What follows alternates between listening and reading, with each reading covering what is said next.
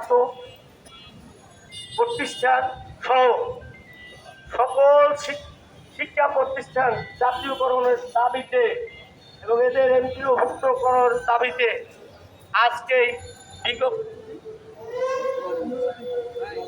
পর্যন্ত এখানে বৃষ্টি ভিজে কষ্ট করতেছেন।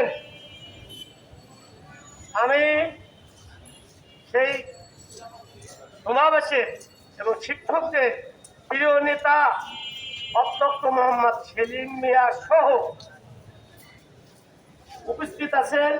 আমাদের এখানে আমাদের বিএনপির জাতীয়তাবাদী স্বেচ্ছাসেবক দলের ও মৎস্যজীবী দলের আহ্বায়ক প্রিয় নেতা আমাদের সাবেক সদস্য সচিব আব্দুর রহিম ভাই সহ সকলকে জানা আন্তরিক মোবারকবাদ। প্রিয় বন্ধুরা, আজকে বক্তব্য দিতে লজ্জা পাচ্ছি আমরা, কারণ আমরা শিক্ষক হচ্ছে জাতির মেরুদণ্ড। আজকে দেখা যাচ্ছে 15 থেকে 20 বছর পর্যন্ত শিক্ষা প্রতিষ্ঠানকে স্বীকৃতি দেওয়া হয়েছে, কিন্তু স্বীকৃতি দেওয়ার সাথে সাথেই এমপি হওয়ার কথা, কিন্তু দেখা যাচ্ছে তারা শিক্ষাদান দিয়ে আসছে, কিন্তু তার কোনো সরকারের পক্ষ থেকে কোনো অনুদান বা এমপিভুক্ত করা হচ্ছে না। আমরা এ ব্যাপারে জোরালো দাবি জানাচ্ছি, অনতিবিলম্বে এই সকল শিক্ষকদের শিক্ষা প্রতিষ্ঠান এমপিও করা হোক।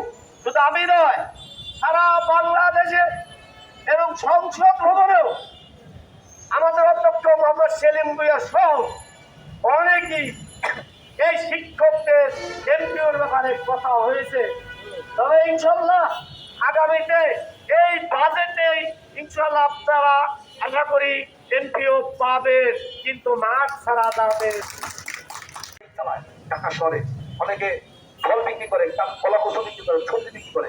এটা শিক্ষকদের জন্য যেমন লজ্জাজনক, আপনাদের জন্য, জাতির জন্য লজ্জাজনক। এই লজ্জা থেকে জাতি পরিত্রাণ চায় মাননীয় শিক্ষামন্ত্রী আপনার মাধ্যমে। আমি একটু স্লোগান দিব। কোনো দাবি আছে? এক দফায় এক দাবি, এক দফায় এক দাবি।